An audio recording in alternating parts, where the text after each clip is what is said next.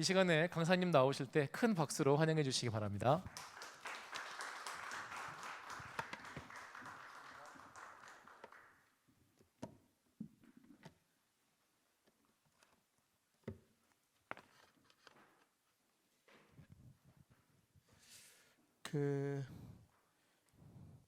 내가 옛날에 교회를 변화시키기 위해서 썼던 교회 체질을 바꾸라라는 책이 있는데요. 그 책을 한 권씩 다 드렸고, 그 다음에 교회 체질을 바꾸기 위해서 그 설교집을 그때 교인들에게 설교하면서 그 교회를 변화시키려고 했던 게 달라져야 한다라는 그 책입니다.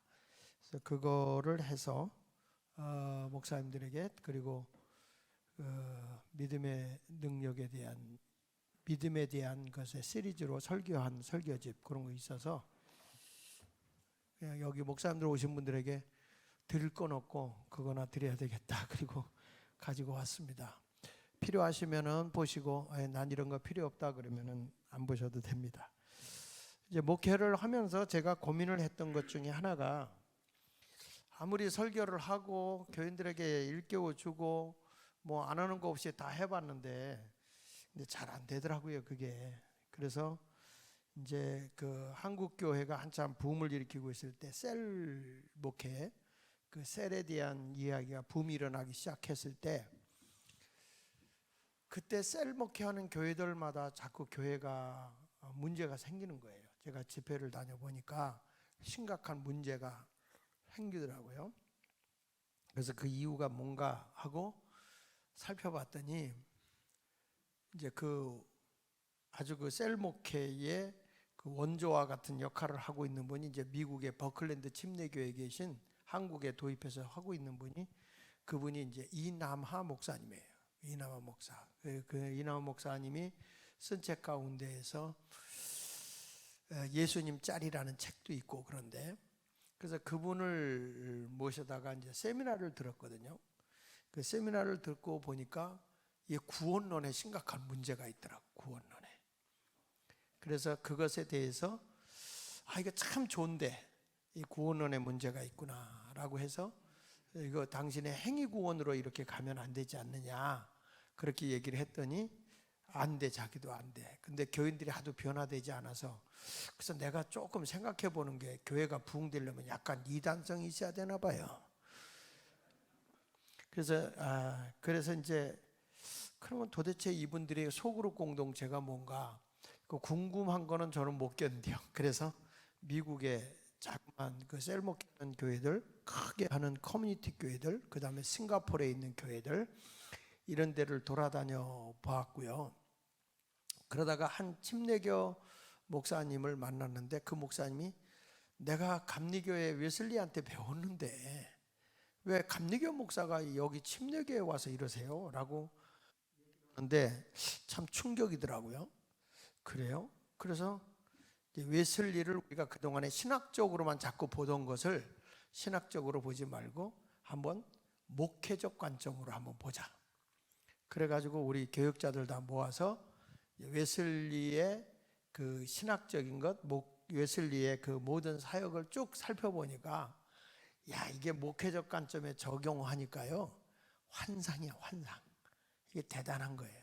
그래서 그때부터 제가 밴드 목회에 대해서 이제 얘기를 하게 된 건데, 그게 웨슬리가 그 진센도르프를 통해서 배워온 이 밴드라는 이름에서부터 나온 게 규칙쟁이라는 메소디스트도 나온 건데, 우리가 잘못 알고 크레스 미팅이라는 회가 마치 감리교회 전체적인 것처럼 그렇게 생각하는 분들이 계시더라고요.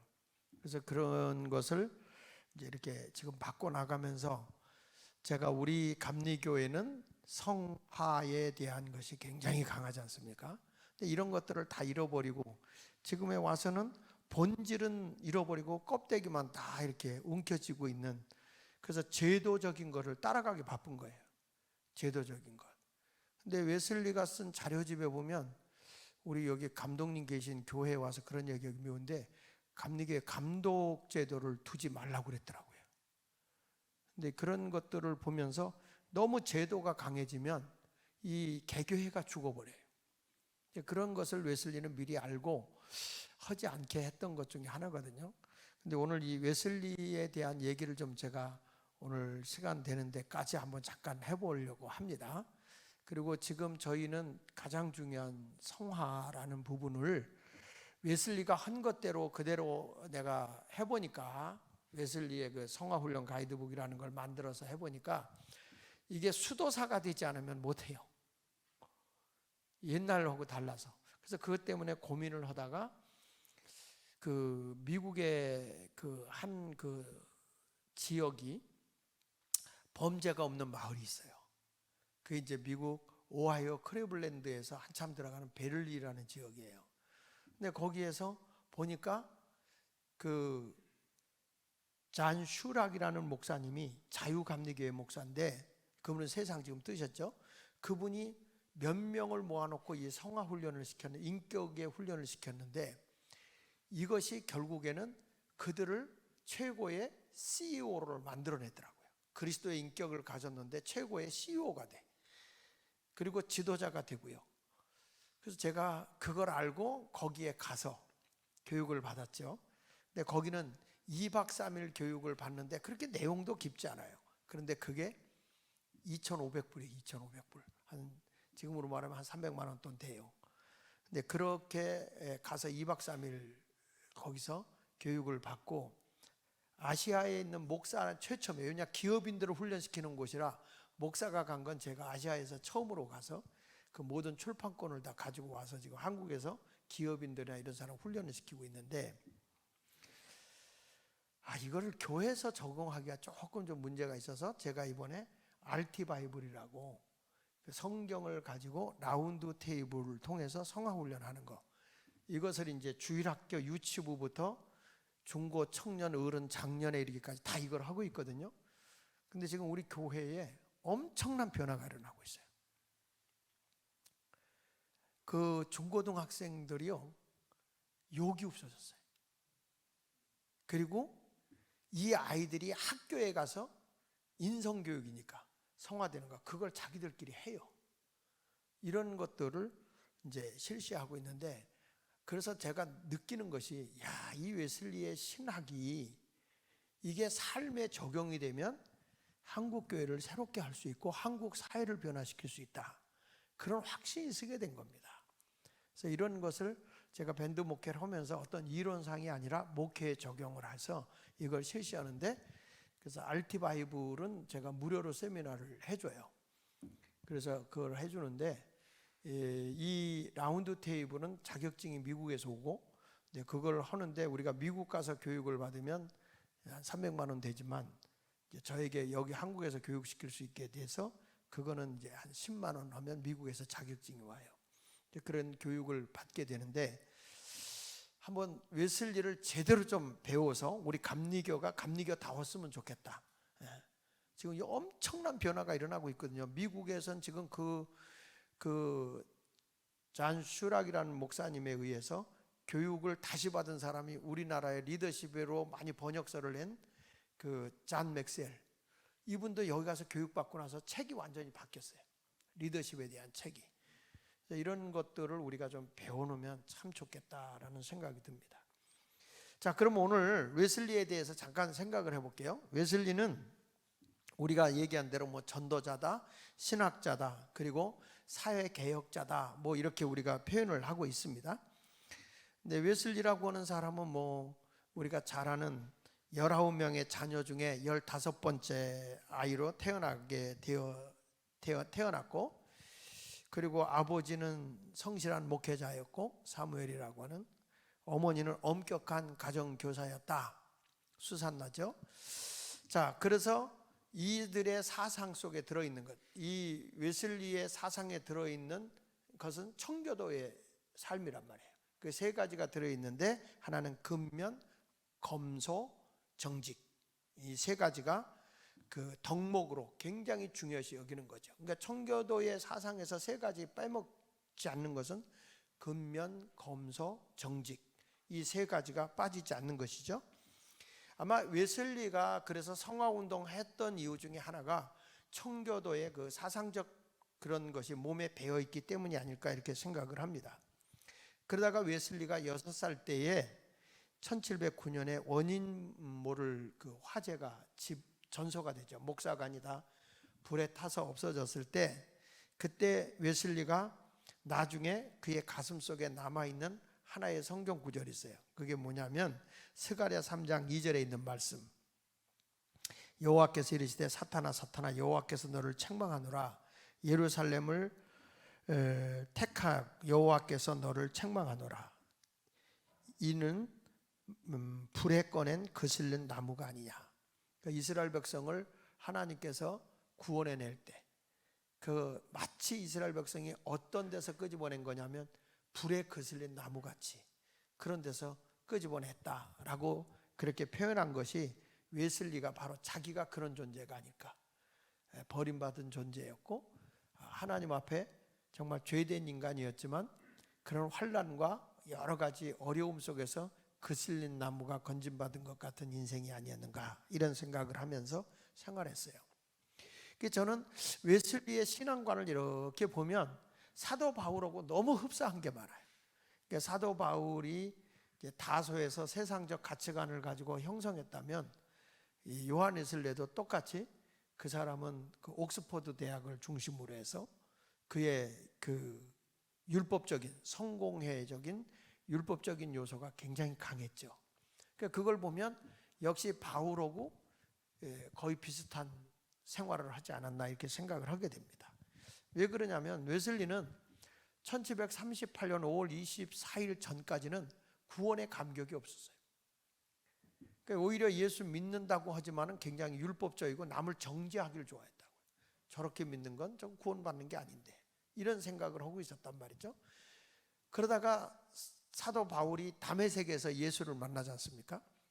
근데 요한 웨슬리는 어디서 예수를 만나게 됩니까? 1738년 5월 24일 날 얼더스케이드에서 진정으로 예수를 만나고 거듭남을 경험하잖아요. 거듭남을 경험합니다. 우리는 그날이 마치 웨슬리가 무슨 성령 충만함을 받은, 성령 세례를 받은 날로 생각들 하는데, 진정으로 그가 거듭남이 그날로 보는 것이 맞죠. 근데 이 웨슬리라고 하는 사람은 그 예수님을 진정으로 만나기 전까지만 해도 그는 구원의 감격이 행위로, 구원이 행위로 된다고 생각을 하고 있었어요. 근데 웨슬리에게 이런 영향을 크게 미친 사람이 누구냐라고 얘기해 보면 피터 벨러라는 분이에요. 피터 벨러. 그러니까 이 요한 웨슬리가 그 조지아주로 선교하러 가잖아요. 1735년 10월 달에 런던을 떠나서 대서양을 가다가 거기서 풍랑을 만났을 때 모라비안 교도들은 전혀 두려움이 없이 생활을 하고 있는데 자기는 두려운 거예요. 죽음이, 그 풍랑을 만났을 때 자기는 두려움에 떨었단 말이에요. 어떻게 똑같이 예수를 믿는데 저렇게 신앙의 차이가 있을까? 저들은 전혀 두려움이 없고 죽음도 두려우지 않고 오히려 하나님을 찬송하고 그 예배드리는 모습이 너무 부러운 거예요. 자기는 불안하고 두렵고 무섭고 이런 것이 있는 거죠. 같은 예수를 믿는데 어떻게 이렇게 다를 수 있을까? 웨슬리는 뭐 율법적인 건 굉장히 강했습니다. 우리가 알듯이 그 조지아주인 사반나에 가서 그곳에 가서 선교를 하게 될 때 제일 먼저 거기 사람들이 향락에 취했으니까 무도회를 금하고 또 여인들의 사치적인 걸 못하게 하고 그리고 매우 엄격한 신앙생활을 강조하면서 선교 활동을 했던 사람이 웨슬리 아닙니까? 근데 웨슬리는 스스로 자기가 두 가지 문제를 가지고 있었어요. 하나는 뭐냐면 자신과 그리스도와의 관계, 믿음의 문제입니다. 구원의 확신이 없는 거예요, 이 사람이. 그렇게 철저하게 신학을 나오고 목사 안수를 받은 사람이지만 이분이 구원의 확신이 없는 거예요. 그리고 두 번째 가서는 한 여인과의 사랑의 관계였어요. 그것 때문에 고민을 하고 있었죠. 웨슬리는 구원의 확신이 없는 거 문제 하나 있고, 그 다음에 이제 그 엄마가 굉장히 청교도적 신앙을 가지고서 엄격하게 신앙의 훈련을 시켜서 엄마가 허기야 뭐 19명 자식을 키우려고 했으니 그게 깡패지 여인이었겠습니까? 그러니까 굉장히 그 남성적으로 키웠었는데 이제 이 사바나, 조지아주의 사바나.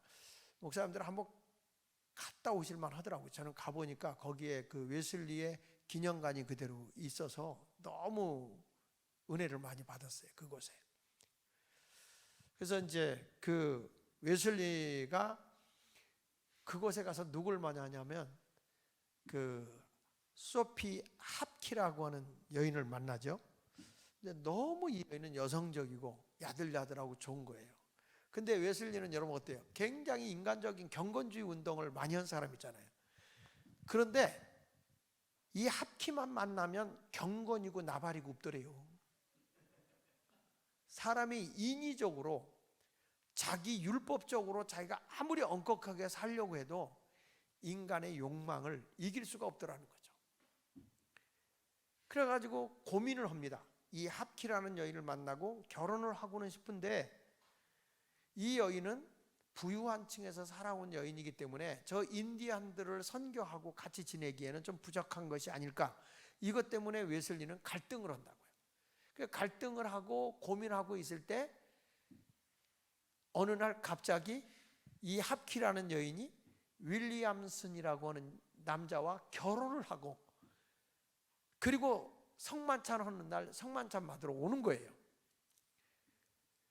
그러니까 웨슬리가 그걸 보고 자기가 여기에 영적인 그 지도자인데 자기하고 의논도 안 하고 결혼하고 그리고 왔다. 그래서 저 여인과 저 남자를 성찬을 받지 못하게 하라. 그래서 그걸 막아요. 그리고 공개적으로 그들을 부정된 자들이라고 딱 단정을 해버린다고 웨슬리가. 그러니까 웨슬리가 상당히 결벽증 증상이 있지 않습니까? 그래서 이들에 의해서 웨슬리가 고발을 당하게 되고 그곳에서 재판을 하면서 나는 아니다. 이게 종교적 행위지 그 사람들을 정죄한 게 아니다. 라고 했지만 합키하고 윌리엄슨은 무슨 소리냐. 우리에 대해서 나쁜 감정을 가지고 한 것이다. 이렇게 얘기를 했는데 결국에는 웨슬리가 1737년 12월 22일 날 이제 추방령에 의해서 떠나가게 되죠. 자, 이러다가 웨슬리가 이제 영국으로 다시 돌아옵니다. 영국으로 돌아온 그때에 웨슬리는 고민하고 있는 게 있죠. 은혜로 말미암아 믿음으로 구원받는 이 복음에 대해서 웨슬리는 갈등을 하는 거예요. 아니 우리가 행함으로 구원을 받는 거 아닌가? 주여 한다고 천국 가는 게 아닌데 어떻게 은혜로만 구원을 받는가? 이것 때문에 웨슬리는 굉장히 고민을 해요. 그러다가 영국으로 돌아왔을 때 그때 1738년 2월 1일 날 모라비안 그 선교사인 피터 벨러라는 사람을 만나요. 근데 이분이 진젠도르프의 경건주의 운동에 굉장히 익숙한 사람이 바로 이 피터 벨러라는 모라비안 선교사죠. 그 피터 벨러를 굉장히 존경한 사람이 웨슬리야. 이때 피터 벨러의 나이는 26이고 웨슬리의 나이는 35이었어요. 나이 차이가 거의 10년 가까이 나는데도 이 웨슬리는 피터 벨러를 굉장히 존경해서 그에게서 이 모라비안 교도의 경건주의 이것을 진젠도르프의 사상을 배우게 되는 거죠. 거기서 계속 배우다가 이 1738년 2월 17일 날 존 웨슬리와 피터가 서로 신앙의 이야기를 나누던 중에 웨슬리가 이런 거예요. 선한 일을 해야 구원받지 않느냐. 그 웨슬리가 주장한 거기 이제 여러분 인쇄물에 나와 있습니다만은 선한 일에 즉 기도, 예배, 금식, 성만찬 등을 통해서 죄 사함을 받고 그 후에는 전도, 구제, 봉사, 선교를 통하여 하나님을 기쁘게 하는 것으로 구원을 얻는다. 이렇게 믿고 있는 거예요. 한마디로 얘기하면 행위 구원을 웨슬리가 강조하고 있는 거예요. 그때 피터 벨러가 웨슬리를 향해서 큰 소리로 나무라죠. 나의 형제여, 나의 형제여, 제발 그 생각을 머릿속에서 제거해 버리시오. 이렇게 꾸짖는 거예요. 제발 그 생각 좀 버리십시오. 하나님에 의한 믿음이 확증되고 예수 그리스도의 은혜로 죄사함을 받으면 그 죄사함으로 단번에 구원이 이루어지는 것입니다.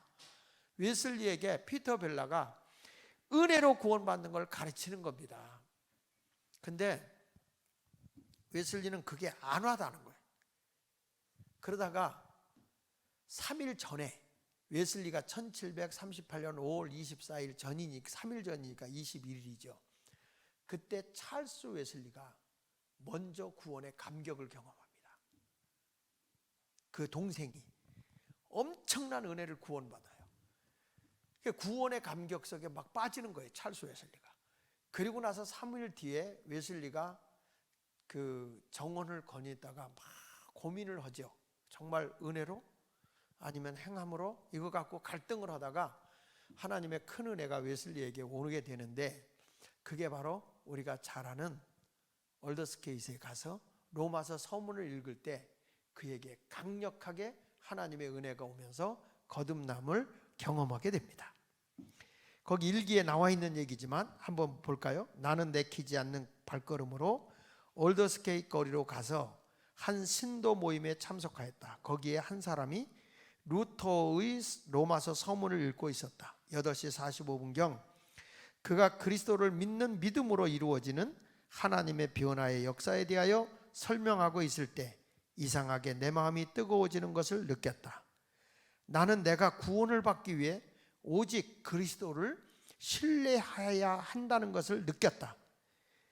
그리고 한 가지 확신이 생겼는데, 그리스도께서 나의 모든 죄를 사하셨으며 죄와 사망의 법에서 나를 구하셨다는 확신이었다. 이게 이제 웨슬리의 일기에 나와 있는 거죠. 그러니까 웨슬리가 이제서 구원의 확신을 받은 거예요, 이때. 근데 우리는 자꾸 얼더스케이 체험을 성령 받은 날로 착각을 하고 있다고요, 웨슬리는. 근데 웨슬리는 진짜 성령 충만함을 받은 게 언제냐면 1739년 1월 1일이에요. 조금 이따 내가 거기 적어놨으니까 한번 보겠습니다. 그때 웨슬리가 그 거듭나무의 체험을 받고 감격에 빠져있던 찰스 웨슬리를 찾아가서 웨슬리가 한 말이 나는 믿는다라고 외쳐요. 나도 예수를 믿는다 이거예요. 마치 하나님을 잘 믿는 것 같았던 바울이 결국에 예수 믿는 사람을 핍박하고 그를 죽이는데, 스데반 집사를 죽이는데 앞제비 노릇을 했던 이 사람이 다메섹에서 하나님의 은혜로 예수를 만나고 넘어지지 않았어요? 시력도 잃어버리고. 이제 그러다가 그가 직가에서 아나니아가 안수할 때 비늘 같은 게 벗겨지면서 성령의 충만함을 받는단 말이죠. 근데 우리가 이것을 잘 구별해야 됩니다, 이거를.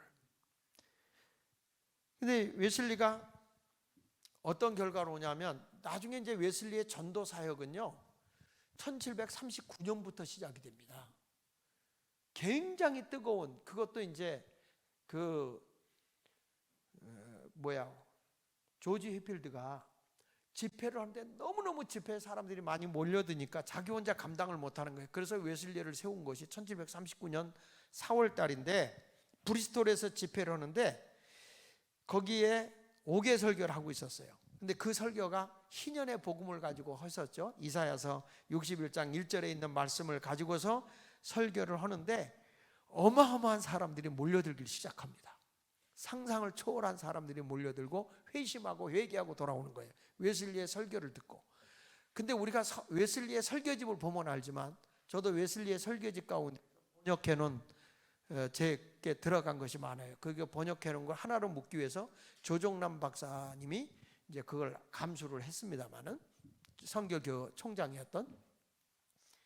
근데 그 성결교하고 뭐 나사렛하고 우리 감리교하고 이 웨슬리 대회를 했을 때 그 LA에서 했었거든요.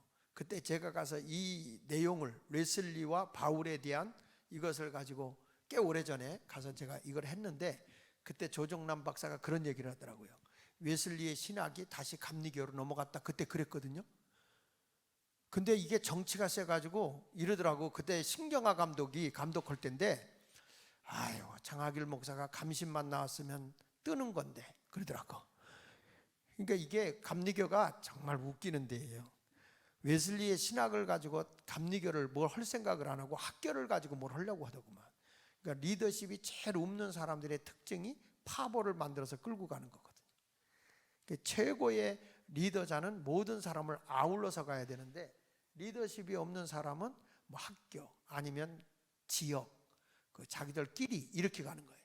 그러니까 예수 믿는 사람은 그렇게 가면 안 되잖아요. 모두와 더불어 함께 가야죠. 근데 그런 것들을 잃어버려요. 근데 웨슬리는 조지 히필드가 장로교 목사잖아요. 그러니까 이 사람이 막 이 집회를 하다가 너무 사람이 많이 오니까 웨슬리가 그 은혜 받고 변화됐어요. 같이 자기들이 성령 경험을 같이 했단 말이죠. 그래가지고 웨슬리를 세웠는데, 여러분 어때요? 웨슬리 설교집 보시면 아시겠지만 웨슬리 설교 가지고 변화가 일어날 수 있을 것 같아요? 웨슬리 설교집이 굉장히 사변적이에요. 웨슬리의 그 설교집을 읽어보면, 야, 이걸 듣고 어떻게 사람들이 이해했을까? 어떻게 이걸 듣고 회개했지? 절대 설교 내용이 아닌 것 같아요. 뭐냐? 성령님의 역사라고 전 봐요. 근데 웨슬리가 그 집회를 하면 사람들이 막 방언도 하고요, 막 사람이 넘어지고 쓰러지고 막 입에 거품 물고 귀신이 떠나가고 막 이런 역사가 일어났다고요. 웨슬리의 그 일기장에서 성령의 역사한 것만 쭉 적어놓으면 그런 내용이 있어요. 제가 그 정리를 다 해놨거든요. 그런데 참 기가 막힌 거는, 조지 히필드한테 이런 일이 있다 그러니까 히필드는 없다 그랬어요. 장로교잖아요 거기는. 그러니까 웨슬리는 있다니까, 그러니까 히필드는 없다. 그럼 우리 둘이 같이 집회하자. 그러니까 둘이 같이 집회하는데 막 사람들이 넘어지고 막 귀신이 떠나가고 성령의 은사가 나타나면서 방언도 일어나고 막 이러니까, 그때서 조지 히필드가 뭐라고 하냐면 인내 그랬다고요. 하나님의 성령의 나타남이. 그러니까 우리 원래 감리교회는요 굉장히 역동적이면서 성령운동을 한대요. 이게 감리교회가 굉장히 뜨거운 데인데 어쩌다가 이렇게 됐나 하고 봤더니, 순복음은 불광동에 있었고 감리교는 냉천동에 있었단 말이야. 그러니까 순복음은 불덩어리였는데 감리교는 냉천동에 있으니까 냉랭한 거야 이게. 이런 것들을 보면서, 야, 이게 다시 한번 우리 감리교가 일어나야 되겠다. 성령의 역사 일어나야 되겠다. 그러니까 그 당시에 제가 지금도 기억나요. 70년, 80년대 제가 붕해를 돌아다니고 붕해도 하고 이렇게 했을 때마다 불덩어리야. 나는 이제 선배 목사님들 쫓아다니며 북제비도 해보고 다 했는데, 그 당시에 굉장히 뜨거운 성령 운동을 하고 있을 때 신학교에서는 그렇게 부흥 강사들을 때렸어요. 한국교회 뜨겁게 기도하고 뜨겁게 성령 운동하는 것을 못하게 신학교에서. 그들이 그 교육을 받고 나와서 목회를 하니까 결국에는 한국교회가 불이 다 꺼져버린 거예요. 제가 집회를 다녀보잖아요. 다녀보면 옛날하고 전혀 달라. 전혀 그런 성령의 역사하심이 나타나질 않는 거예요. 그러니까 어떤 결과가 오냐면 소명이 안 생겨. 가슴에 불이 없으니까요. 소명이 안 생기잖아요. 모세도 가라 때 안 가잖아요. 나 못한다고 그러고 안 가니까 호렙산에서 하나님이 그 불을 보여주지 않습니까? 가까이 갔을 때 나무는 불이 붙었는데 안 타니까 이게 뭐지? 그리고 가까이 갔을 때 주의 음성을 듣고 내가 선 땅은 거룩한 땅이다. 내 신을 벗어라. 그리고 하나님의 모세를 애굽으로 보낼 때 그동안에 안 간다 했지만 그 호렙산에 불이 모세에게 붙었을 때 나는 그걸 동력의 불이라고 해요. 움직일 동자 힘력자, 모세를 움직이게 했다. 자기 의지로 된 게 아니죠. 성령의 역사죠. 교회도 목사님들이 아무리 성도들을 설득하고 이해하고 이렇게 해라 저렇게 해라 그래서 그 말을 들을까요? 안 그래요. 성령님이 그들을 터치해줘야 순종도 하고 헌신도 하고 생명도 바칩니다. 생명은요 죽어야 생명을 낳거든요. 희생이 없이 생명을 낳을 수는 없어요. 씨앗이 죽어져야 생명이 나오는 거지, 열매가 나오는 거지. 죽어지지 않고 어떻게 열매가 나옵니까? 교회 그 성도들이 생명 있는 성도라면 당연히 하늘의 밀알이 땅에 떨어져 죽어야 돼요. 죽어야 많은 열매를 맺는 거란 말이에요. 모든 생명은 죽음으로써 열매를 맺는 거예요. 죽지 않고는 안 돼요. 그러면 한국교회가 이해타산 이성적이고 논리적이고 자기 계산적인데 이런 데서 무슨 생명이 나오겠어요? 안 나오죠. 그러면 저들에게 야 희생해라 죽어라 그게 설득으로 되냐고요. 하나님의 은혜가 그 속에 일어나지 않으면 안 되는 거죠. 그러니까 웨슬리에게 붙었던 성령의 역사가 다시 한번 일어나야 되는데 그게 지금 시대가 아닌가 저는 생각을 합니다. 이번에 저는 대통령이 바뀌면서 딱 느끼는 게 있어요. 저는 교육청과 우리 학교 고등학교 때문에 제가 뭐 사기꾼, 배임, 횡령 이걸로 YTN에 8번이나 나왔거든요. 뉴스엔저이에 쫙 깔리게 나오고, 이번에 보니까 뭐 다 무혐의로 나와가지고 다시 이제 지금 언론중재위원회에서 협의를 해가지고 다 보니까 세상에 그 건수가 86건이더라고요. 언론에 보도된 게 나도 모르게. 근데 제가 뉴스엔저이고 그 YTN은 제가 합의를 안 해줬어요. 이거는 내가 고발을 해야 되겠다. 이거는 너무 학교를 엉망만들어. 그리고 교육청에 있는 사람하고 지금 요즘에 내가 조희연이 때려잡기 운동하고 있거든요. 왜 그러냐? 여기 조희연 지지하는 분도 계신데 미안해요. 근데 왜 그러냐? 내가 그것 때문에 너무 당한 거예요. 며칠 전에도 또 통지가 왔어요. 거짓 공익제보자거든요. 거짓. 근데 그 사람을 교육청에서 월급을 줬더라고. 그걸 우리 보고 내리는 거야. 말도 안 되는 짓을 해요. 그래서 나도 가만히 안 두겠다 싶어서 한 거죠. 근데 우리는 성령으로 나가는 거예요. 그래서 제가 요즘에 이제 뭐 요구를 해도 광화문에 나가서 내가 정광훈 목사하고 같이 있어 보니까 이분이 1990년대 같이 나고 부흥했던 친구인데 정치한다고 해서 제가 잘 같이 안 했었거든요. 그러다가 이 친구가 내가 그런 일을 당하고 나서 보니까 안 되겠어. 그래서 이제 나가서 보니까 이 친구는 1990년도에 성령운동을 하는데 거기 가는 사람보다 불덩어리인 거예요. 근데 이게 언론에서 순수해, 이 사람이. 근데 언론에서 하도 그 사람이 빤스 목사다, 뭐 용 목사다, 뭐 이런 식으로 해가지고 하는데 자긴 그래. 내가 욕하는 거는 문재인이하고 주사파하고 내가 욕하는 거는 그 민노총이다. 그러면서 쭉 얘기를 하는데 옆에서 있을수록 순수해요. 복음적이고. 근데 이 친구가 딱 대통령이 바뀌면서 딱 외친 게 예수 한국 복음 통일이다. 새로운 비전을 주더라고요. 그래서 좋다. 그러면 이건 예수 한국은 하자. 복음 통일을 하자. 그래서 제가 들어가서 그걸 하면서 느끼는 거예요. 성령님 저에게 기회를 주는데 이게 지금 한국교회에 기회가 왔다. 교회가 그동안에 모든 어린이집 하던 거, 교육하던 거 다 뺀 거예요. 사립학교 다 지금 근달해 놨거든요. 무슨 불법단체 같이 해서 다 근달해 놨어, 사립학교는. 그리고 교회에서 하던 어린이집은 서울은 하나도 없어요. 다 가져갔어요, 국가가. 그러니까 이런 식이 되어버리니까 이제는 기독교 교육을 시킬 만한 데가 없어요. 학교에서 종교교육 시키는 것도 금하게 돼 있고요. 이런 식으로 돼 있는데 그 축을 바꾸는 거예요. 자, 이럴 때 우리 감리교회의 웨슬리는 뭐죠? 세계가 나의 교우가 아닙니까? 이때는 우리가 복음으로 다시 기독교의 정신을 바꿔놔야 되겠다. 이 생각을 저는 해요. 보여요, 그게. 그래서 저는 이제는 웨슬리가 말한 것처럼 사회 구원으로 가야 되겠다.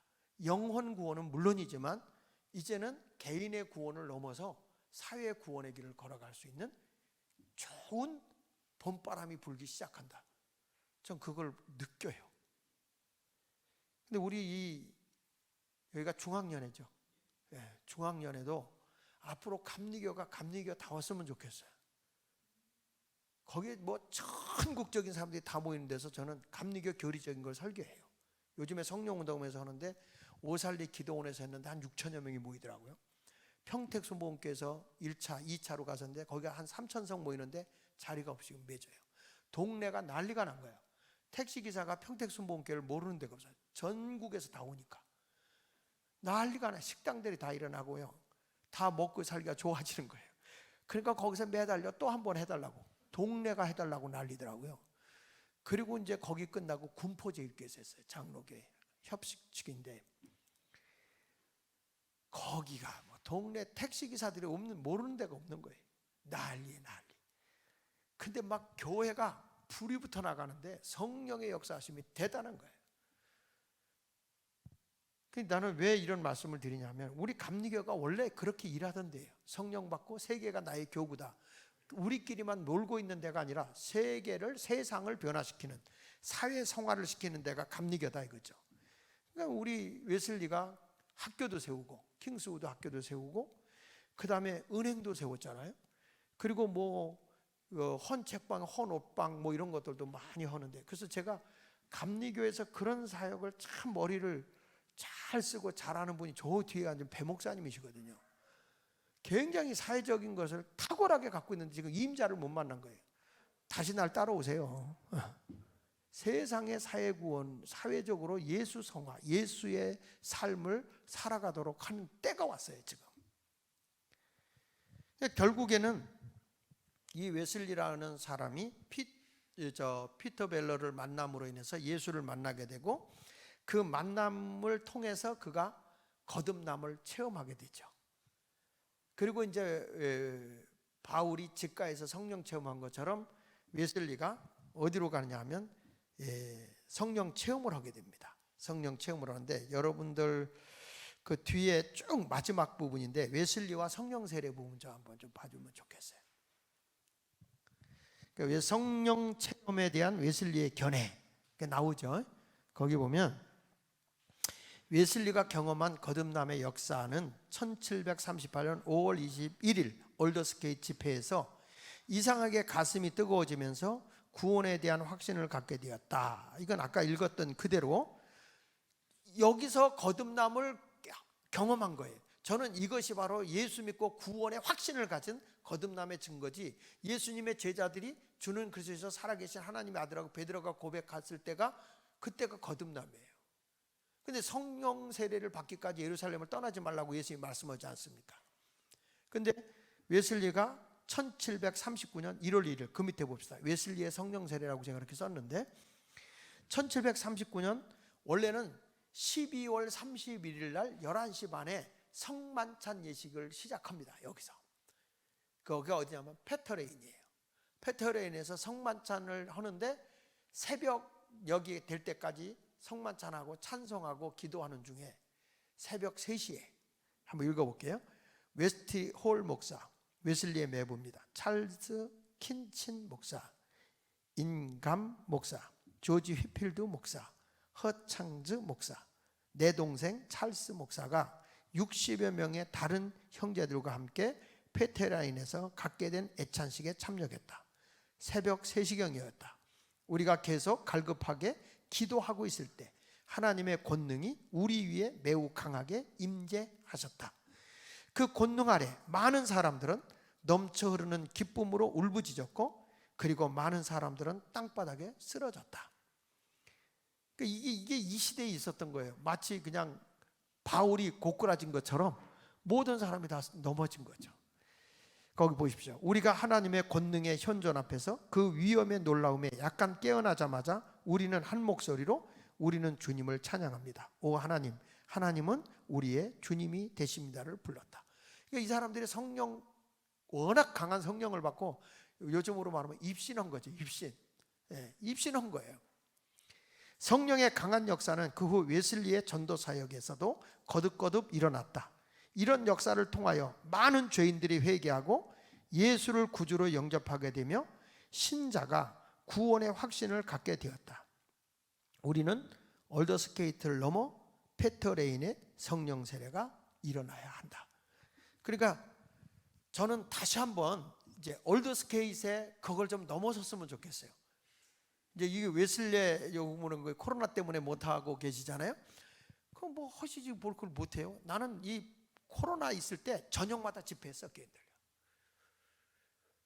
아니 이 집회가 깨져버렸다고 모임을 폐하는 건 아니잖아요. 옛날 일제 36년 때 그렇게 살벌하고 불 질러서 불에 타 죽어가면서도 예배를 드렸는데 코로나 때문에 어떻게 예배를 못 드릴 수가 있어요? 그 막 와서 우리 단속하길래 나는 목사의 양심상 예배 드리러 오는 분들을 나는 막을 수가 없다. 니들이 막으라 그때 지들이 뭐 안 막더라고요. 이게 막는 게 걸려요. 집회법에 의해서. 그러니까 나는 예배 들어오는 사람 못 막는다. 막는 건 니들이 막아라. 아, 목사가 예배 들어오지 말라고 할 수 있냐? 그럼 못하겠다 나는. 집회의 자유가 있는데 우리가 그건 못한다. 그냥 했어요. 신고 안 하던데요? 이런 걸 보면 어느 때는 들어와서 숫자를 시더라고요. 그래서 내가 야 박정희 대통령 유신 때도 그런 짓 안 했어. 그래가지고 내가 구청장 불러가지고 정말 세상 말로 지랄을 빻어요. 그랬더니 와서 다 구청 직원들 와가지고 사과하고 잘못했다고. 그 뒤부터는 우리 교회 손 안 대더라고요. 저는 웨슬리가요 1738년 5월 24일에 얼더스케이트 체험만 좀 이렇게 머물러 있지 말고 얼더스케이트를 넘어서 페터레인, 마치 직가에서 아나니아가 안수할 때 성령을 바울이 충만하게 받은 것처럼 우리 감리교가 이 웨슬리 집회 때는 좀 중생을 넘어서 성령 충만한 집회를 했으면 좋겠어요. 이런 역사가 일어나는데 그 뒤부터 웨슬리는 가는 데마다 사람이 인산인해를 이뤘다고, 이 성령 역사하고 난 뒤에.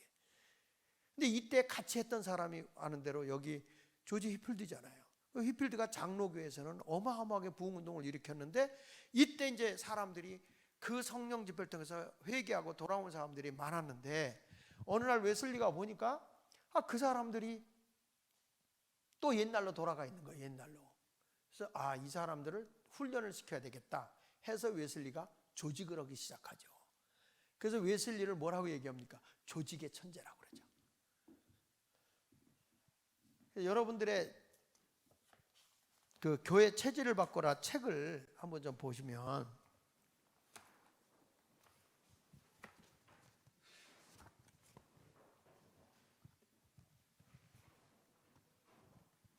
그 105페이지를 한번 펴보세요. 105페이지.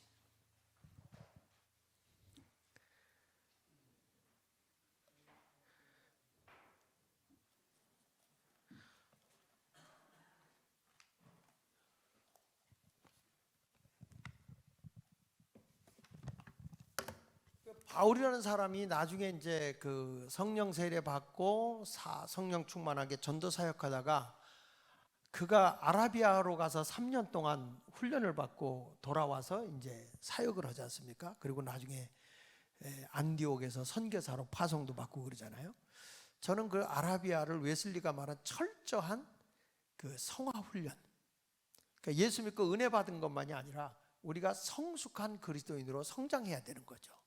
이제 그런 것을 했는데 웨슬리가 그걸 위해서 보니까 예수 믿고 회심하고 돌아온 사람들은 많은데, 회심하고 돌아온 사람들이 많은데 이 사람들이 그냥 팽개쳐 버리니까 또 옛날로 가고 옛 생활로 돌아가는 거예요. 그래서 안 되겠다, 이들을 완전히 거듭남을 갖게 해줘야 되겠다고 해서 만든 게 첫 번째가 연합신도회, 소사이어티라고 하는 신도회를 만듭니다. 신도회 30명 단위로 묶어놓죠. 지역마다 회심하고 들어오면 30명 단위로 사람을 조직하는 거예요. 거기 책자에 보면 106페이지 봅시다. 연합신도회의 시작, 거기 보면 이들은 대략 30명 정도로 구성되었는데 여기서 직접 웨슬리가 이들을 훈련을 시켜서 거듭나게 하는 거죠. 권면의 말씀을 듣고 사랑 가운데 서로 돌보고 기도하면서 서로가 구원을 이루는 것을 그 목적으로 하였다. 그러니까 30여 명이 이제 예수를 믿고 나 회개해요, 나 예수 믿을 거예요 라고 하지만 그들은 믿는다는 의지는 표현했지만 하나님의 진리가 저희를 자유케 해야 되거든요. 그러니까 진리 안에서 예수 그리스도의 구원의 그 원리를 알아야 거듭날 거 아니에요. 물과 성령으로 거듭나지 않으면 하나님 나라를 볼 수도 없고 들어갈 수도 없는 거란 말이에요.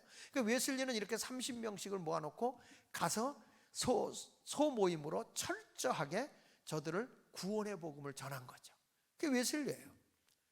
그런데 웨슬리가 이 30명씩 이 소사이어티라고 하는 조직을 가지고 관리를 하다 보니까 또 30명이 밖에 나가서 교회 와서는 믿는 척 하는데 밖에 나가서 뭐 다른 행동을 하는 거죠. 그래서 이들을 좀 더 세부적으로 관리를 해줘야 되겠다. 그래가지고 만든 게 이제 크레스 미팅이죠. 크레스 미팅. 이게 크레스 미팅이라는 말은 원래 그게 이제 라틴어로 크라시스란 말은 분열하다, 나누다 이런 뜻이란 말이에요. 그러니까 이 모임을 작게 나눴다는 거예요. 크레스 미팅, CM이라고 하지만, 그래서 이것이 이제 요즘에는 이것을 셀이라고 하는 얘기가 분열하다, 나눠진다. 세포는 자꾸 분열하잖아요. 이제 그와 같은 의미를 가지고 있는 거죠. 그러니까 셀목회 해봐야 그건 원래 웨슬리가 했던 거예요. 그러니까 소그룹 공동체는 웨슬리를 배우지 않고는 소그룹을 못합니다. 장로교에서 아무리 구역한다 그래도 웨슬리를 모르면 구역질이에요. 그러니까 웨슬리를 모를 수가 없는 거예요. 소그룹 하는 데는. 웨슬리는 철저한 거죠. 굉장히 그걸 그 당시에 잘 썼어요. 그러면 셀이라는 단어가 누가 제일 먼저 썼느냐면, 셀이라는 단어를 제일 먼저 쓴 사람이 조영기 목사님입니다. 구역이라는 것을 셀이라고 영어로 번역한 거예요. 그거를 이제 미국에 있는 그 목사 하나가 그걸 가지고 가서 그걸 조금 응용을 해가지고 셀이라는 셀목회 이렇게 해가지고 한국으로 역수출한 거죠. 그래서 Where Do You Go From Here라는 그 책을 그분이 썼죠. 랄프 네이버라고. 그래서 그 랄프 네이버가 쓴 거를 셀목회 지침서라고 제가 번역해서 내놨죠. 근데 나중에 그걸 이제 누구야, 폴 정이라는 분이 왜 거기에는 셀목회도 안 하는데 그걸 거기다 번역을 주느냐? 나는 하도 셀목회하는 교회들마다 교회가 빠그러져서 도대체 이 원조가 뭐냐, 이 그 내용이 뭐냐, 그걸 찾아서 번역을 했던 거거든요. 그래서 그 당시에 한 5만 권 팔았죠. 근데 그렇게 가지고 셀목회 지침서를 해서 이게 셀이다 하고 보니까 여의도 승보원교회 조직하고 같아. 그게요. 이게 이제 한국이 참 앞서가는 건데, 한국은 일단 미국물이 들어갖고 와야 돼요. 그래야 새로운 게 온 것 같이 느껴지는 거죠. 그 처음에는 제가 그 침례교회의 박영철 교수가 셀목회라는 것을 굉장히 강하게 보급하고 있을 때예요. 그런데 감리교 신학대학에서 셀이 본 밴드가 본 셀, 이걸 가지고 토론을 한 적이 있습니다. 신학생들 모아놓고 감신대들. 근데 그때에 그 박영철 교수가 셀은 밴드의 아류다 이렇게 얘기를 한 거예요. 그래가지고 저한테 박살났죠.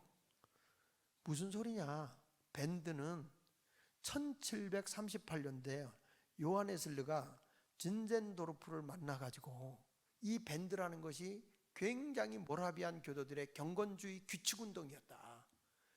그리고 일반적인 모임을 하는 건 코러스라는 그런 모임이, 두 가지 모임이 있었는데, 웨슬리가 폭 빠진 것이 이 규칙적인 삶을 살아가는, 이 사람이 워낙 그 청교도 신앙에 묶여 있는 사람이니까, 그러니까 거기에 폭 빠져가지고 그것을 가져온 사람이 웨슬리인데, 웨슬리가 가져와서 1738년도 8월에 뉴룸이라고 하는 교회를 세우죠. 철저한 밴드나 두 개의 밴드를 가지고 철저한 예수쟁이들 가지고 교회를 시작한다고요. 그래서 이 밴드라는 말이 사실은 먼저 온 것이다. 그런데 셀은 바로 속회와 같은 것이고, 그거를 쓴 것은 바로 조용기 목사가 쓴 거다. 그럼 역사적으로 어느 게 먼저냐? 박영철 교수님이 나중에 잘못했다고 사과했어요. 여러분, 우리 감리교회 밴드 안에 그런 줄 알았으면 그때 밴드를 등록해 놓을 걸. 이 핸드폰에 이 밴드가 말이야 이렇게 뜰지 몰랐죠. 묶는다는 의미를 가지고 있는 거. 이미 우린 그때 밴드라는 단어를 썼는데, 감리교회에서도 그걸 몰라가지고 자격심사 들어가면 우리 교회 교육자들만 가면 목사들이 왜 감리교 속회가 있는데 밴드를 잡냐, 막 밴드를 쓰냐, 거기 이단이다, 장학일 목사 잘라야 된다, 막 이런 얘기를 하면 거기 자격심사위원 가운데 감신교수였던 그 당시에 이제 이후정 교수님이 오히려 그 자격심사위원들을 앉혀놓고 설명을 해줬대요. 원래 감리교가 밴드입니다 그랬다는 거예요. 이 밴드원들에 의해서 규칙쟁이라는 별명이 붙었으니까요. 메소디스트라는 말이. 그러니까 이게 웨슬리는 굉장히 조직을 잘하면서 철저하게 훈련시켰는데, 그것을 더 세분화시킨 것이 속회예요. 10명에서 12명으로 모았죠. 한번 거기 넷째 줄 읽어볼까요? 속회는 10명에서 12명 정도로 구성되었으며 그 중에 한 사람을 속장으로 선임하였다. 속장은 자신의 책임진 속도원들의 영혼이 어떻게 자라는가를 알아보기 위하여 최소한 일주일에 한 번씩 개별 신방을 하여 적절한 충고와 권면, 위로와 책망 등을 해줘야 했다. 그러니까 웨슬리는 요 영혼들을 철저하게 관리했던 것이죠. 그러니까 웨슬리는 정말 조직을 잘했어요. 자, 그러니까 저들을 돌보기만 하고 하니까 이게 성숙이 안 되는 거예요. 그래서 웨슬리는 여기서 철저한 좀 교인들, 핵심 멤버를 만들어야 되겠다. 마치 예수님이 계시고 애제자가 있고, 그 다음에 12제자가 있고, 그 다음에 일반 제자가 있고, 그 다음에 무리가 있잖아요. 이런 제도하고 똑같아. 예수님의 목회 구조하고 똑같이 이걸 짠 분이 바로 웨슬리예요. 그러니까 웨슬리가 여기서, 자, 그 다음에 뭐가 나오냐 한번 보세요. 신도반이 나옵니다. 신도반. 그 밑에 보겠습니다. 웨슬리는 속회원들 가운데 좀 더 친밀한 교제와 철저한 신앙인으로 헌신되기를 사모하는 사람들을 중심으로 신도반, 즉 밴드를 조직하였다. 보통 두세 개의 속회에서 하나의 신도반이 형성되었고, 속회원들 가운데 20%가 이에 속한다. 근데 이 밴드는 타의에서 되는 게 아니라 요 속회까지는 모두가 다 소속이 돼야 돼요. 그런데 밴드는 자의적이에요. 자기가 가입서를 내야 돼. 밴드 규칙에 가입서를 내야만 밴드에 들어갈 수 있어요. 그래서 여기서 보면 기혼 남자 밴드, 미혼 남자 밴드 이렇게 하는데, 여기서 철저한 규칙적인 활동을 했었기 때문에 저 규칙쟁이들, 메소디스트라는 단어가 여기서 나온 거거든요. 밴드라는 단어에서 나온 겁니다. 그래서 웨슬리는 야고보서 5장 16절, 그러므로 너희 죄를 서로 고백하며 병이 낫기를 위하여 서로 기도하라. 의인의 간구는 역사 하나님이 크다라는 말씀에 근거해서 1738년 12월에 신도반 모임의 규칙을 만들었는데, 그 규칙은 다음과 같다. 그래서 신도반의 규칙이 쭉 거기에 들어 있습니다. 근데 정말 놀라운 거는, 웨슬리는요, 그 밴드에서 규칙적으로 하는데 월요일 날 이렇게 점검하는 질문이 있어요. 그러니까 주일 날, 월요일 날, 화요일 날 이렇게 다 달라. 여기 보면 이런 겁니다. 웨슬리의 자기 성찰. 주일 아침에 너는 하나님을 언제나 최우선으로 생각하느냐. 이게 이제 질문이야. 너는 언제나 하나님을 최우선으로 생각하느냐. 두 번째, 어제 저녁 이후에 내가 어떻게 행동했는지 자신을 살펴보았는가. 그러니까 하루가 지났는데 너는 하루 동안에 어떻게 행동을 했느냐. 이런 것들을 물어봤어요. 오늘 내가 할 수 있는 모든 선한 일을 다하며 나의 소명에 충실한 결심이 되었느냐. 이런 식으로 해서 하루하루가 그냥 예수화된 삶을 살도록 했어요. 그게 웨슬리예요.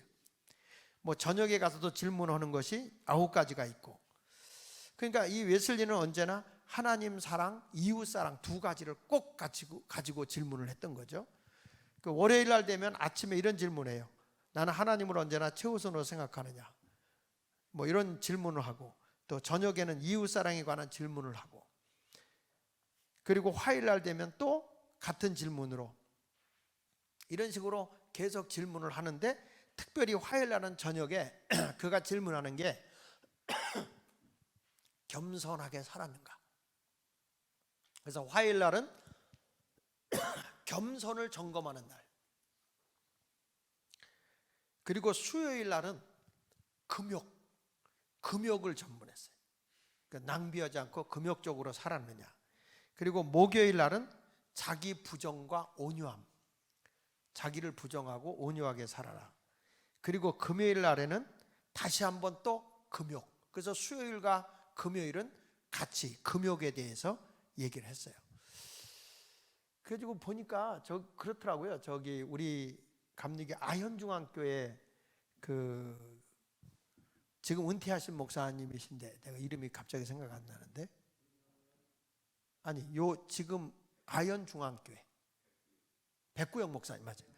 백구영 목사님이 계실 때 내가 집회를 가봤더니 거기는 그러니까 월요일 날은 전기를 절약하는 날. 월요일 날은 그 밤에 달 보는 거예요. 그리고 화요일 날은 낮에 이게 불이잖아요. 화요일 날은 우리가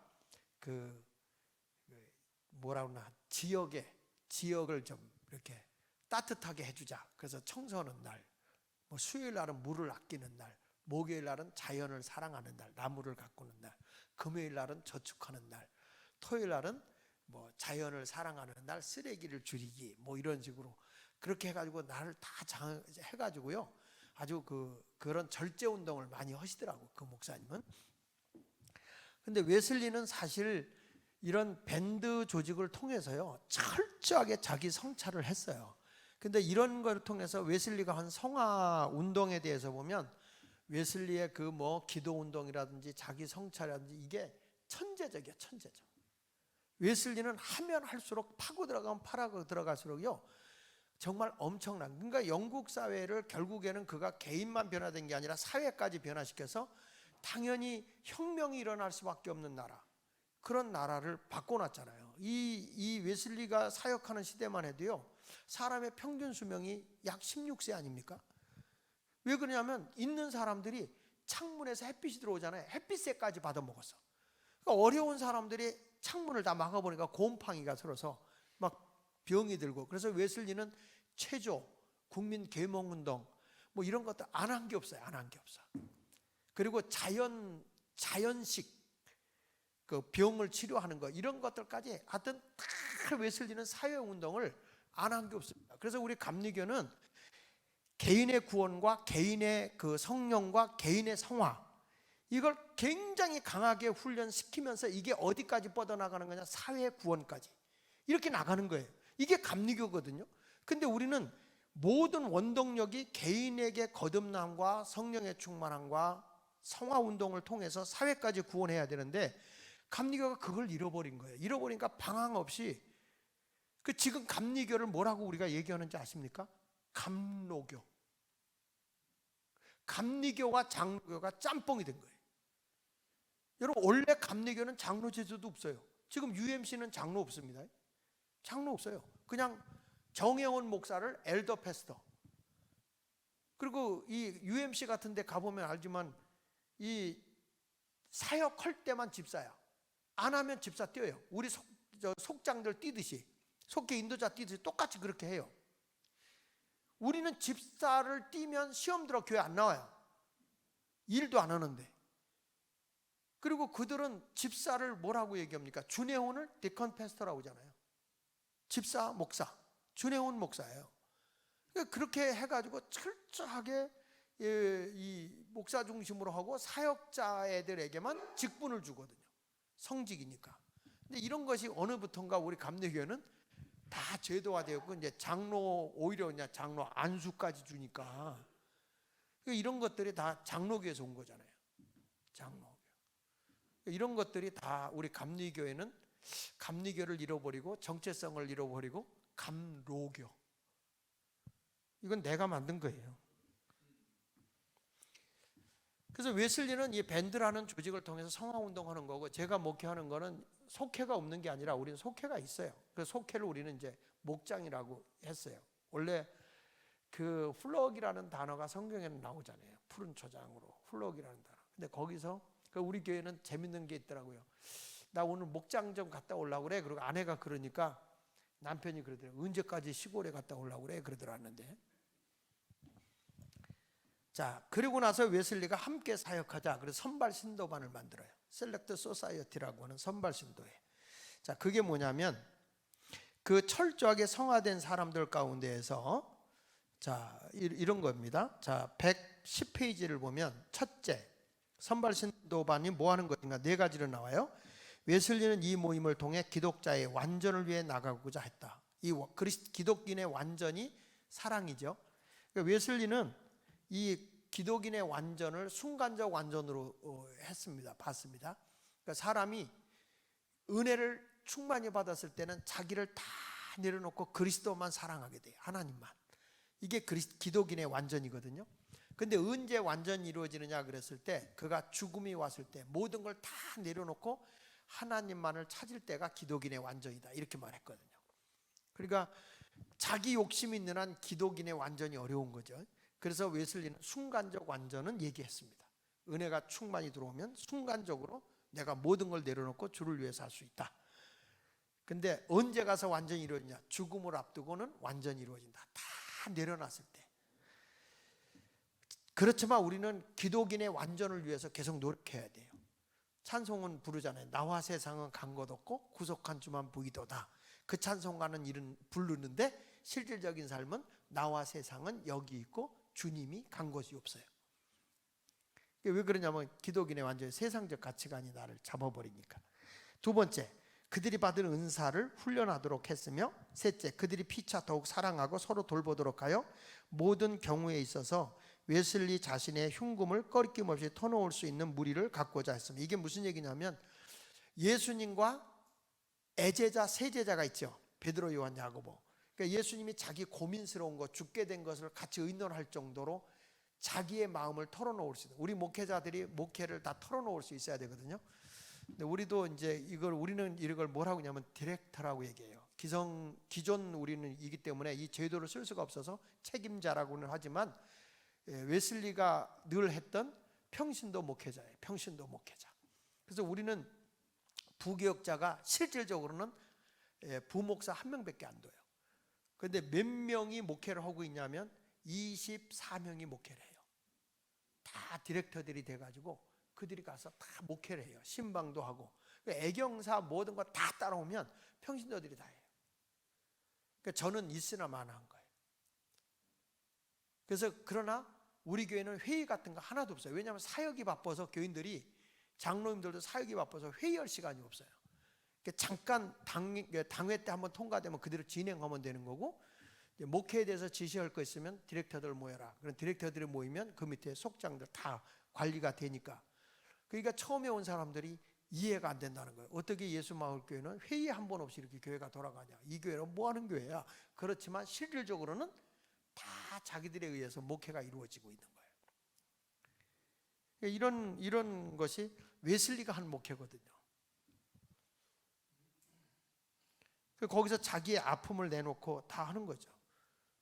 이번 같은 경우도 저는 참 감사한 게, 이번에 이제 하도 고발당하고 많은 게 있어가지고 뭐가 일어났냐면 저의 재산을 다 털었어요. 싹 털었어요. 근데 빚밖에 없어. 어차피 우리는 빚의 사자들이잖아요.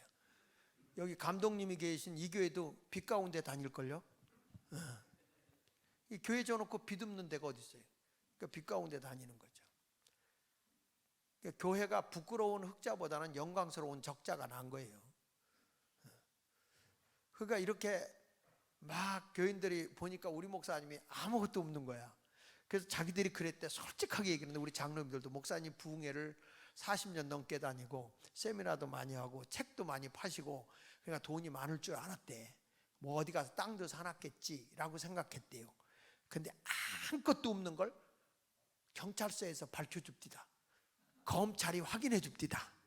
그러니까 교인들이 우리 목사님 어떡하지? 그러니까 요즘에 우리 교인이 그래요. 자기 재산을 가져와서 목사님 내가 죽으면 목사님 몫으로 80% 가져가고 10% 우리 애들 몫으로 남겨놔요. 그러니까 공정 씁시다. 이런 분도 계셔. 근데 솔직한 얘기지, 내가 먼저 죽겠더라고. 그분이 나보다 나이가 많이 어려. 그런데 그렇게 하자는 거예요. 그래서 아이 그럼 못 하겠다. 야, 빚 주면 내가 책임져야 되잖아. 그러지 말고 아예 내놔. 그래서 목사님 제가 하여튼 금년 목표를 20억으로 해서 목사님 아직 끝나고 나면 목회자 훈련시키는 거, 그런 거 하는 걸로 제가 마련하겠습니다 하는 분도 계시고, 어떤 분은 목사님 걱정하지 마세요. 요즘에 여러분 메타버스 시대잖아요. 그런 거 탁월하게 하는데, 제가 지금 거기랑 계속 하고 있는데 은퇴 목사님들의 생활이 걱정 안 될 정도의 그런 걸 지금 만들어 가고 있어요. 조금만 지나면 제가 뻥 터뜨릴 거예요. 지금 어마어마한 일들이 일어나고 있어요. 그러니까 목회 걱정 안 하고 생명 바쳐 일할 수 있도록. 그런 분들이 유엔에 속해 있는 분들이거든요. 그런 분들이 다 와가지고 뭘 이렇게 해주고 있어요. 요즘에 생명과학 연구소 뭐 이런 것들을 하고 있는데, 이번 토요일 날은 지난 주일 날은 끝나고 목사님 여기 한번 가봅시다. 그래서 장호원에 지금 그걸 지금 만들고 있어요. 생명과학 연구소인데 2만 평 땅에다가. 기대하세요. 저는 거기서 이익금이 나오면 우리 은퇴 목사들 마음 놓고 목회자들이 목회할 수 있도록 그 일을 하자. 이런 걸 하는 거예요.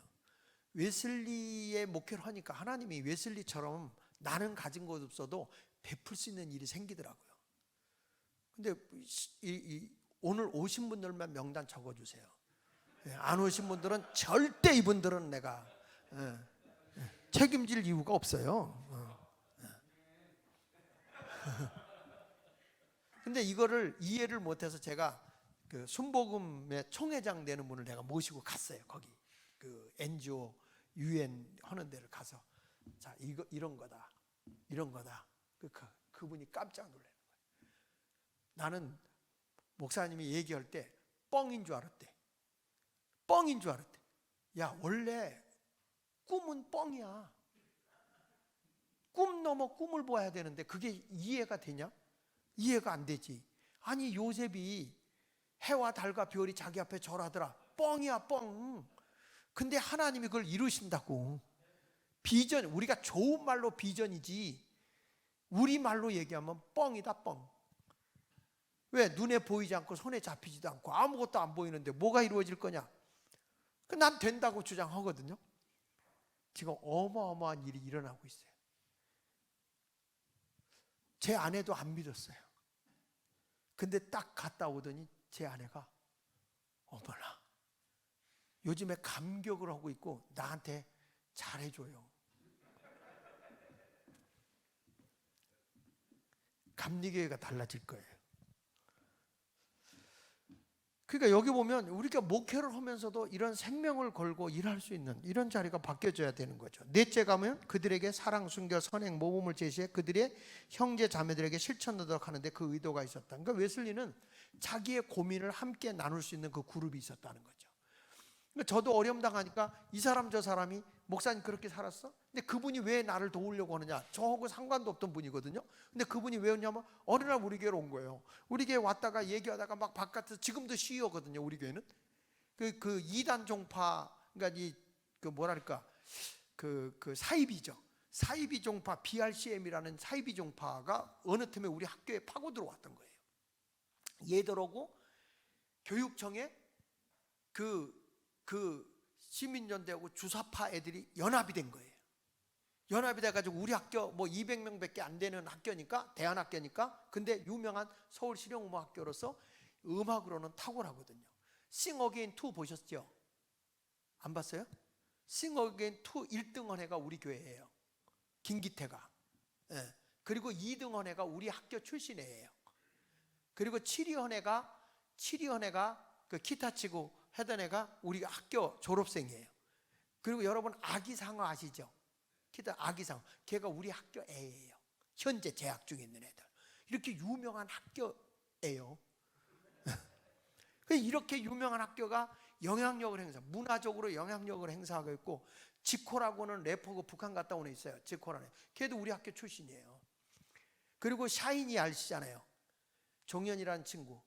그 친구도 우리 학교 출신이니까 자살해 죽었죠. 그러니까 늘 우리 학교를 우울증을 못 이겨가지고 그 SM 이수만 있는데 그놈이 하도 뺏어 먹어서 얘가 우울증을 못 견뎌가지고 그 얘가 그래도 우리 학교를 너무 좋아해서 거기서 이제 법인을 만들어서 걔 노래가 돈이 나오는 것만큼 이렇게 장학금으로 오고 그러는 학교인데 이렇게 좋은 학교를 망가뜨려 놓는 거예요.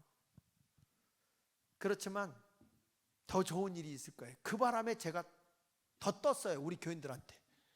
그러니까 교인들이 흔들림이 없잖아요. 아무리 데모를 해도. 왜? 우리 목사님 그렇게 안 살았다는 게 다 입증이 됐잖아요. 그러니까 그거를 이 사람이 와서 보고 요즘 목사가 저렇게 깨끗하게 사는 목사가 있냐고 하면서 우리를 돕겠다는 거예요. 그러니까 여러분 힘드시면 한번 그렇게 당해보세요. 고발을 56번 당해서 검찰도 좀 갔다 오시고 이제 경찰들이 너무 친해요. 형제 같아요. 어제도 가니까 아이고 목사님 또 오셨네요. 그래. 근데 그것이 오히려 합력해서 선을 이루더라고요. 그러니까 우리가 예수를 믿는다고 할 때 웨슬리와 함께하는 그룹은 생명을 같이 나누는 그룹이에요. 쉽게 말하면 요나단과 다윗이 생명을 서로 나눈 것처럼 우리가 진정으로 교회 안에 이렇게 사역하는 사람을 책임질 수 있는 교회가 돼야 되지 않습니까? 그러니까 이런 모습으로 앞으로 이 웨슬리의 목회가 한국을 바꿀 수 있다고 좀 보거든요. 지금 막 저쪽에서 뭐 광화문에서 뭐 정광훈 목사 뭐 하고 한다는데 사실은 그거 파고들어서 그 힘을 이용해서 교회를 교회답게, 성도를 성도답게, 그리고 세상을 그리스도화, 예수화 운동을 하는 거죠. 그런 신학이 정확하게 이루어진다면 한국은 소망이 있는 거죠. 웨슬리가 그 목회를 한 거예요. 영국 사회를 뒤집어 놓은 거니까요. 사회 개혁을 한 거 아닙니까? 나라까지 개혁한 거 아닙니까? 왜 우리 감리교가 못 하겠어요? 할 수 있습니다. 이보다 더한 일이 있어도 우리는 파고 들어가서 세상을 바꿔놓을 수 있는 거 아닙니까? 우리는 세상의 소금이고 빛이잖아요. 웨슬리 말로만 웨슬리 하지 말고 웨슬리 후예로 살자고요.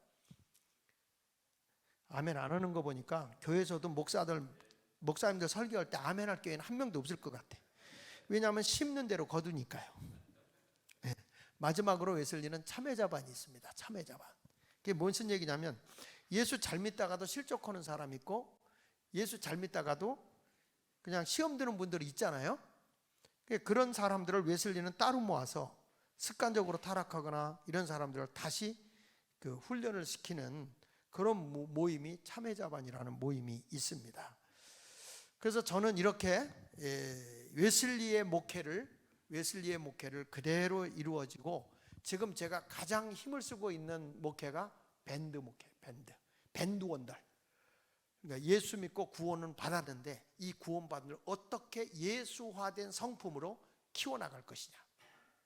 근데 사람이 예수님은 우리를 만들 때 생육하고 번성하고 땅을 정복하고 그 다음에 공중에 나는 새와 땅에 기는 모든 생물과 바다의 물고기를 다스리라 그랬잖아요. 그러니까 다스리라는 말은 경영하라는 건데, 경영, 라다라는 말로서 경영하라 이런 건데, 최고의 경영인이 누구냐면 예수님의 품성이 이런 겁니다. 예를 들면 개인의 인격, 그 다음에 일하는 업무의 능력, 그 다음에 타인과의 관계, 요 세 관계가 바르게 잘 성장하는 인격을 가질 때 이 사람이 CEO가 되는 거예요. 최고의 리더자가 되는 거죠. 예를 들면 정직 하나 가지고 내 개인적인 인격으로 정직한 사람, 일을 하는 데 가서 일할 때 누가 안 봐도 정직하게 일하는 사람, 정직한 물건을 만들어내는 사람, 정직하게 물건을 거래하는 사람, 이 사람은 굉장히 점수가 좋겠죠. 그 다음에 뭐예요? 다른 사람과의 관계 속에서도 거짓되지 않고 참된 것을 말하는 사람, 정직한 사람이에요. 그랬을 때 점수를 매겨보는 거예요. 웨슬리가 한 대로 1점에서 10점까지 해서 당신은 나 개인에 있어서 아내가 나를 볼 때, 자식이 나를 볼 때, 나 가까운 사람이 나를 볼 때 정직은 몇 점이나 되겠나. 스스로 자기가 점수를 체크해요. 점수를. 그리고 네가 직장에서 일할 때 상사가 보지 않고 어떤 사람도 보지 않을 때 너는 업무의 능력의 정직도는 몇 점이냐. 다른 사람과의 인간관계 속에서 그 사람과 만나고 교제할 때 위선이 아니고 가식이 아니고 진실하게 내가 하는 것, 그거 너는 몇 점 줄 수 있느냐. 그래서 이런 것들이 분기별로 점수를 매겨서 사람이 평균 점수가 5점, 5점, 5점에서 125점이야. 125점 미만이면 평범한 사람 이하로 살아가는 거고요. 요 125점 이상에서 약 150점까지 되면 중소기업이나 중형교회를 운영할 수 있는 그런 실력을 갖추게 되는 거예요. 이런 훈련을 하는 거예요. 이게 웨슬리가 한 거예요. 웨슬리가. 그래서 우리 감리교회는 하이처치지 로우처치가 아니에요. 굉장히 수준이 있는 그래서 그 높은 사람이 있는 사람들을 다 훈련시켜서 최고의 지도자를 키워낸 사람이 웨슬리. 영국을 그래서 바꾸는 거거든요. 요거를 웨슬리가 사실은 점수 매기는 성화 훈련을 했다고요. 이것을 그대로 적용한 사람이 잔 슈락이라는 목사님이에요. 나는 보면서 신학을 보면서 이거를 누군가가 하고 있지 않았냐. 웨슬리 때 끝났을까? 웨슬리 때 이걸 끝났을까? 지금 하고 있는 데는 없을까? 그래가지고 그 지금 하는 데를 찾아본 게 바로 미국의 베를린이라는 지역이에요. 거기서 그대로 그 웨슬리대로 생활했는데 이 사람들이 이유를 모르는데 자기 성품을 바꿨으니까 어떤 일이 일어나냐. 그의 나라와 그의 의를 위해서 살았는지 이분들이 작은 기업을 했는데 하루 한 번에 3000% 성장하더래. 기업이. 미니 머찬트라는 광고 대행 회사를 했는데 그 6명이 모여갖고 그걸 했는데 이유를 모르겠다. 왜 이렇게 성장하는지. 그러니까 그건 하나님이 하신 일이다. 그러니까 이분들이 이걸 가지고서 나중에 팔아요. 미니모천을 팔아가지고 6명이 나누고, 그 다음에 이 교육을 받았던 그 오차드라는 사람, 남미의 오차드라는 사람과 같이 7명이 독수리 모임을 해서 이 훈련을 했는데 미국에 어마어마한 재벌들이 돼요. 그래가지고 제가 6년 전에 그 회장인 제리 앤더슨이라는 사람을 한국에 와서 한국의 그 기업인들을 모아놓고 세미나를 한 적이 있어요. 근데 우리 한국 사람들은 개념이 돈이 돼야 돼. 인성이 문제가 아니고 돈. 그래서 돌아. 근데 이분들이 어마어마한 재벌이 돼가지고 이분들이 그 남미 208개국가를 돕고 있거든요. 근데 이 운동이 지금 어디서 일어나고 있는지 아세요? 파라과이에서는 대통령을 교육시켰어요. 이 인성교육을. 예수의 품성화된 교육을. 너무 좋은 거야. 야, 이걸 성경과 하나님이라는 단어를 빼면 우리 국가에 도입하면 좋겠다. 그래가지고 이제 그 잔슈랑 목사님이 세상을 떴기 때문에 거기는 관광객이 지금 한 연 950만 오는데 범죄율이 하나도 없고 경찰서가 없어요. 베를린이라는 지역은. 한번 가볼 만해요. 대단한 데예요.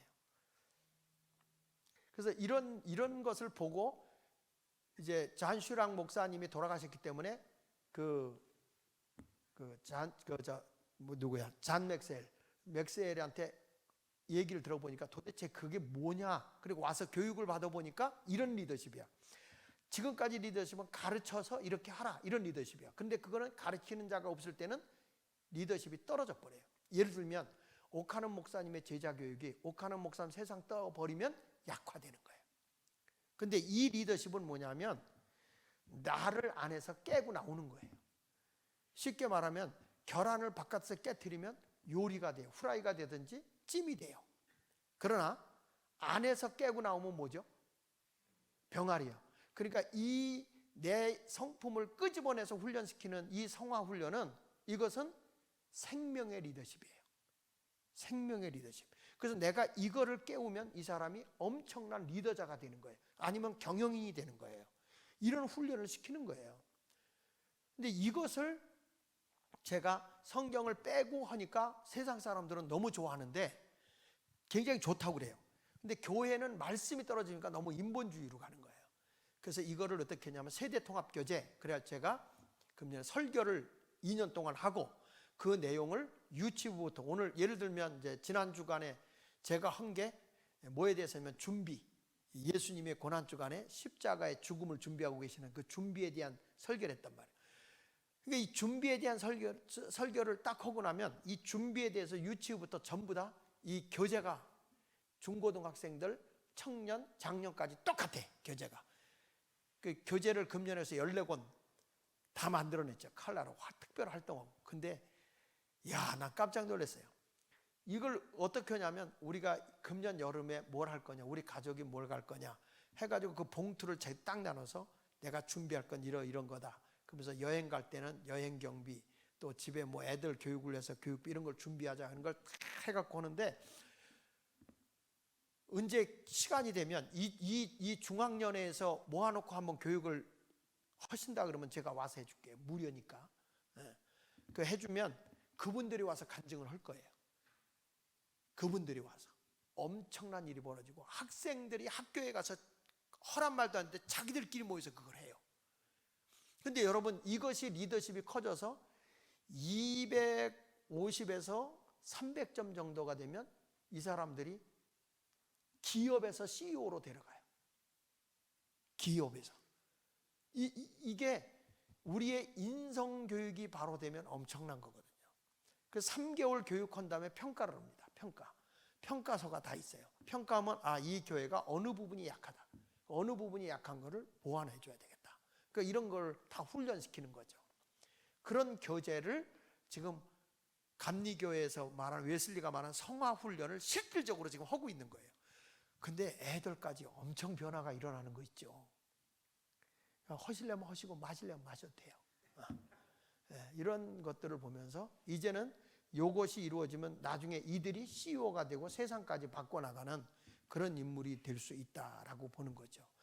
그러니까 우리는 그 웨슬리 요거 하는데 웨슬리 뭐 얼더스케이시다 뭐 이것만 하지 말고 전 그걸 넘어서서 웨슬리가 거듭남과 성령세를 받고 복음 전도자가 된 사실도 있지만 웨슬리는 그들을 잘 훈련시켜서 그들을 성화 훈련시켜서 이 영국이라는 사회를 변화시켰잖아요.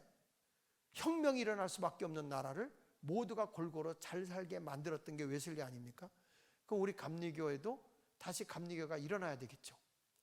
이렇게 좋은 신학, 이렇게 좋은 백그라운드가 있는 웨슬리의 훌륭한 목회를 이거를 놓치고 가는 데마다 감리교의 건 잃어버리고 양날개가 왜 이렇게 난리치는지.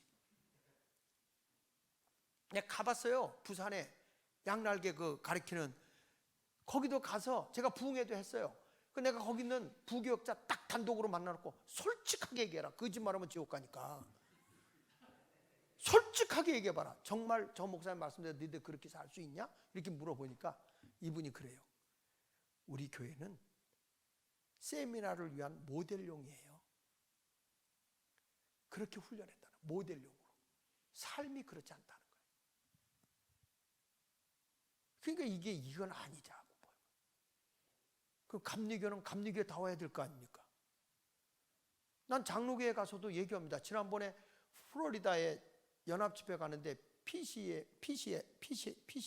예, 그 통합측 그 연합집회 하는데 갔어요. 갔는데 거기 총회장이 감리교 목사 데려다 놓고 강사 데려다 놓고 장로교는 위대하다, 장로교는 위대하다, 장로교는 위대하다 그거를 계속 구호제창하는 거예요. 아 열받더라고. 그래서 내가 가서 감리교는 더 위대하다 그랬지 뭐. 왜 위대한지 내가 얘기했어요. 쭉 예수 믿고 구원받는 정도가 아니다. 우리는 세상을 구원해야 된다. 세상을 바꿔야 된다. 사회성화 입으로만 하지 마라. 세상을 이끌고 가는 그런 그리스도인이 돼야 된다. 그러면서 쫙 설명을 했죠. 감리교가요 저한테 포상해야 돼요. 감리교 2단이라는 거 TV에 많이 나와가지고 전라도에서 감리교가 2단 아니라는 거 다 입증했어요. 전라도 가니까 장로교인데 전부 다 감리교 보고 2단이래. 지들은 3단인가? 우리가 뭐가 다르냐? 구원 자유의지 같은 거 뭘로 가만히 나 있어. 우리 감리교가 더 위대한 거예요. 그래서 성화론을 딱 피면요 감리교는 진짜 대단한 거예요. 자 여러분 여기까지 제가 마치고 질문 받을게요.